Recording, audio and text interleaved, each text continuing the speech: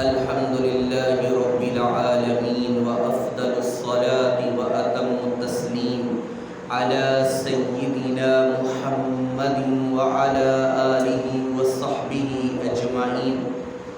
قال الله تبارك وتعالى في القرآن الكريم: هل أدلكم على تجارة تنجيكم من عذاب أليم تؤمنون بالله ورسوله وتجاهدون في سبيل الله بأموالكم وأنفسكم ذلكم خير لكم إن كنتم تعلمون يغفر لكم ذنوبكم ويدخلكم جنات تجري من تحتها الأنهار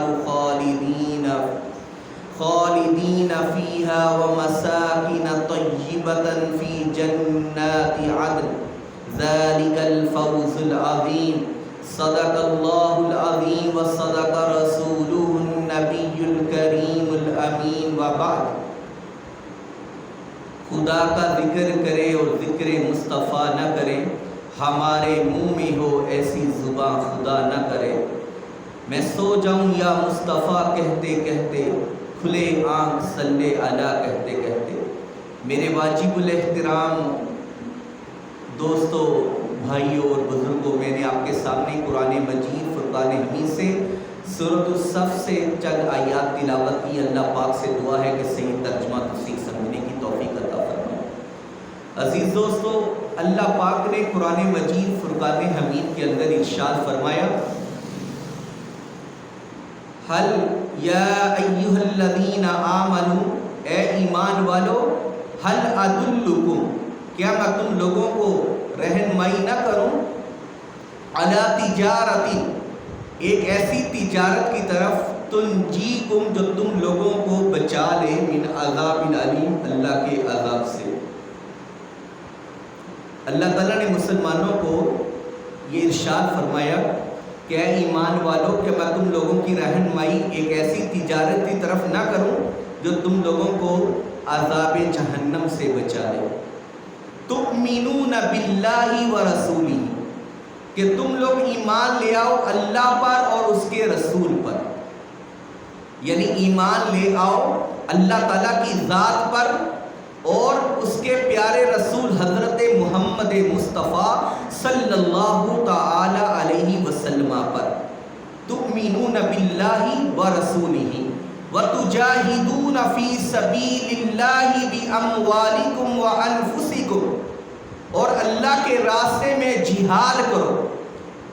وتجاہدون، اور جہاد کرو، وتجاہدون فی سبیل اللہ، سبیل کہتے ہیں راستے کو، اللہ کے راستے میں جہاد کرو، باموالکم، اپنے مال کے ساتھ، وانفسکم، اور اپنی جانوں کے ساتھ.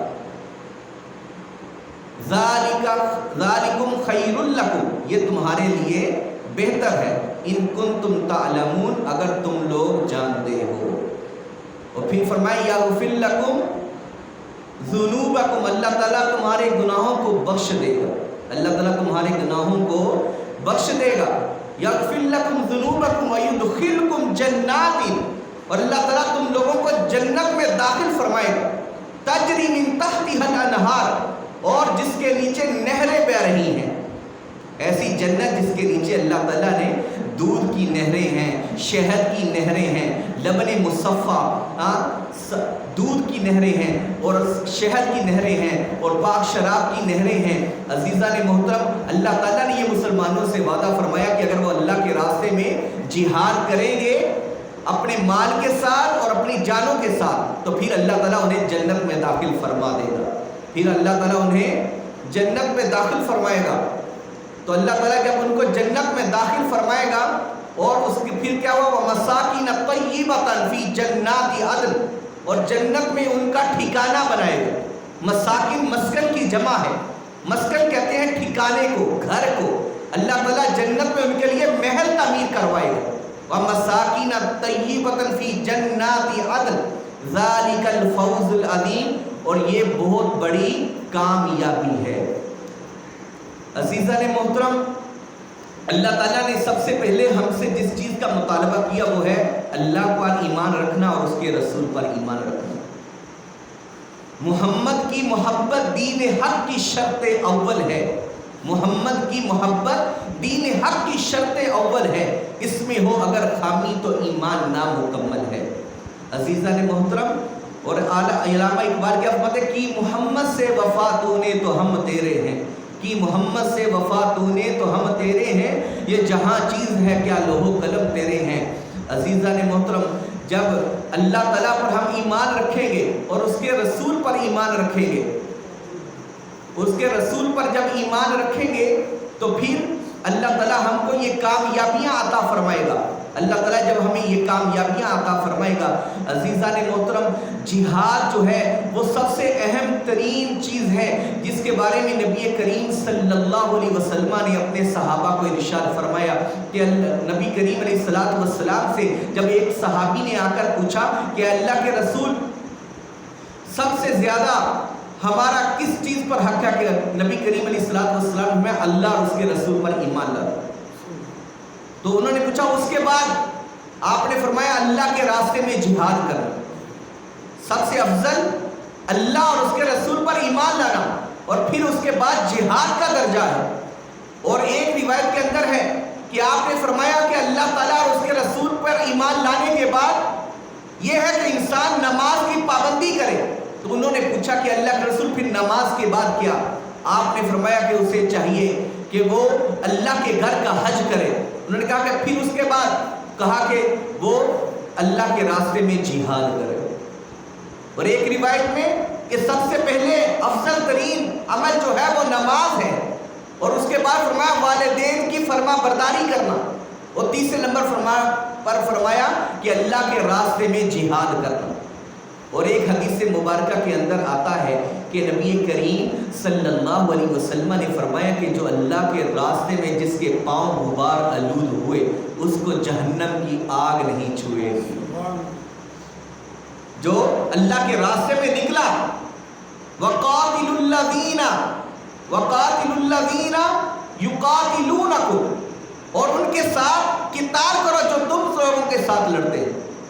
وَقَاتِلُوا الَّذِينَ يُقَاتِلُونَكُمْ مِنَ الْكُفَّارِ, جو کافروں میں سے تم لوگوں کے ساتھ لڑتے ہیں ان کے ساتھ قتال کرو.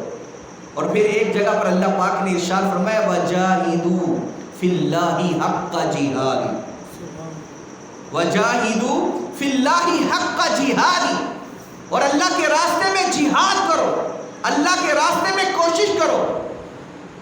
حق کا جہادی, جیسا کہ کوشش کرنے کا حق ہے, جیسا کہ کوشش کرنے کا حق ہے. عزیزان محترم رمضان مبارک وہ مہینہ تھا جس کے اندر سب سے پہلی جنگ غزوہ بدر لڑی گئی. مسلمانوں نے جہاد کیا, یہاں تک کہ غزوہ بدر کے بعد غزوہ احد پیش آیا. غزوہ احد کے اندر مسلمان جو ہے نبی کریم علیہ السلام پر اپنی جان مال سب کچھ قربان کرنے کے لیے اللہ کے راستے میں نکلے, اور انہوں نے کافروں کے ساتھ جہاد کیا. انہوں نے کافروں کے ساتھ جہاد کیا. اور جہاد کی جو ہے 3 اقسام ہیں. جہاد کی کتنی قسمیں ہیں؟ 3 قسمیں ہیں. جہاد کی سب سے پہلی قسم کیا ہے کہ اپنی جان مال سے جو ہے دشمن کے مقابلے میں نکلنا, جس کو کہتے ہیں جہاد بالسیف. جہاد بالسیف, جہاد بالسیف جو ہے دشمن کے ساتھ لڑنا. اور پھر جو ہے دوسرا جہاد کیا ہے؟ جہاد فی النفس, اپنے نفس کے ساتھ جہاد کرنا, اپنے نفس کے ساتھ جہاد کرنا. اور اپنی جان میں بھی نبی کریم علیہ السلام نے فرمایا جہاد کی تعریف کیا ہے. جب صحابہ کرام نے پوچھا کہ وَمَا الْجِهَادُ یا رسول اللہ, جہاد کیا ہے؟ تو آپ علیہ السلام نے فرمایا کہ مَنْ قَاتَلَ لِتَكُونَ كَلِمَةُ اللَّهِ هِيَ الْعُلْيَا, جو لڑا اللہ کے راستے میں کہ اللہ کا نام اونچا ہو جائے, تو یہ جہاد ہے. اللہ کا نام اونچا کرنے کے لیے, اسلام کا جھنڈا لہرانے کے لیے, اسلام کا نام اونچا کرنے کے لیے, اسلام کا نام روشن کرنے کے لیے, اسلام کی بقا کے لیے جو لڑتا ہے وہ جہاد کرتا ہے, وہ جہاد کر رہا ہے. اور پھر ایک روایت کے اندر آتا ہے کہ نبی کریم علیہ الصلوۃ والسلام نے فرمایا جاہدو جہاد کرو بِأَمْوَالِكُمْ اپنے مال کے ساتھ وَأَلْسِنَتِكُمْ اور اپنی زبانوں کے ساتھ، اپنی زبانوں کے ساتھ. جس طرح فرمایا گیا کہ اگر ہم کسی برائی کو دیکھیں تو سب سے پہلے اسے اپنے ہاتھ سے روکیں. جب کسی برائی کو روکے تو کس سے روکنا ہے؟ اپنے ہاتھ سے روکے. اور اگر اس کی استطاعت نہیں ہے تو پھر جو ہے فرمایا گیا کہ اپنی زبان سے روکے، اپنی زبان سے روکے. اور پھر اگر ہم اس کی بھی استطاعت نہیں رکھتے، نہ اپنے ہاتھ سے روک سکتے ہیں نہ اپنی زبان سے روک سکتے ہیں، تو پھر تیسرا درجہ فرمایا کہ اس چیز کو برا جانو وَذَلِكَ أَضْعَفُ الْإِيمَانِ، اور یہ ایمان کا کمزور ترین درجہ ہے. آج امت مسلمہ جیسا کہ آپ جانتے ہیں کہ آج فلسطین کے اندر ہمارے بھائیوں پر ظلم ڈھایا جا رہا ہے، لیکن امت مسلمہ آج خاموش بیٹھی ہوئی ہے. آج امت مسلمہ خاموش ہے. 56 مسلم ممالک، ادھر پہلے غزوہ بدر کے اندر 313 مجاہدین تھے اور جو کفار مکہ تھے وہ 1000 کے برابر تھے، اور یہ 313 نے جو ہے ان کو جو ہے زیر کر لیا، ان کو جو ہے ہرا دیا، ان کو شکست فاش دی، اور مسلمانوں کو اللہ تعالیٰ نے غلبہ عطا فرمایا. جیسا کہ قرآن پاک میں ہے وَلَقَدْ نَصَرَكُمُ اللَّهُ بِبَدْرٍ وَأَنْتُمْ أَذِلَّةٌ، اور تم حالانکہ بہت تھوڑے تھے اور اللہ تعالیٰ نے تم لوگوں کو بدر میں فتح عطا فرمایا.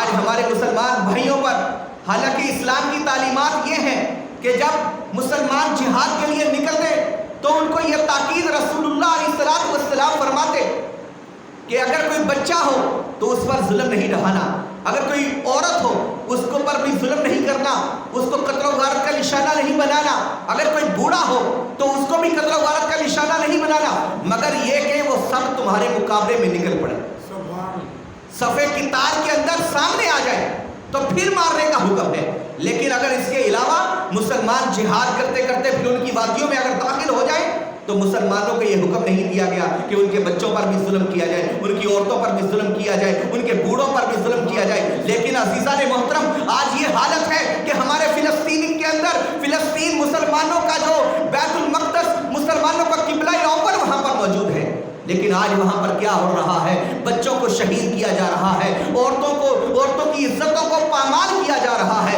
اور بوڑھوں کو شہید کیا جا رہا ہے. عزیزان محترم یہاں تک کہ نبی کریم علیہ الصلوۃ والسلام رحمت للعالمین بن کر تشریف لائے تھے. آپ نے فرمایا کسی درخت پر بھی ظلم نہیں کرنا چاہیے. لیکن آج یہود و نصارہ یہودی جو ہیں وہ آج وہاں پر زیتون کے درخت ہیں ان کو کاٹ رہے ہیں، زیتون کے درخت کو کاٹا جا رہا ہے.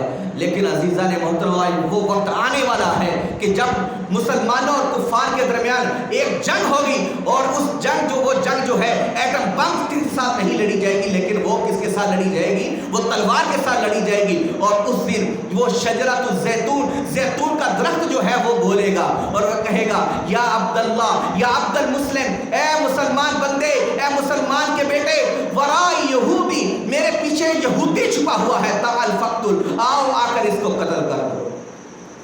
اس دن درخت بھی بولے گا، پتھر بھی بولے گا. اسی وجہ سے یہودیوں کو تکلیف ہے کہ وہ زیتون کے درخت کو ختم کر دیں.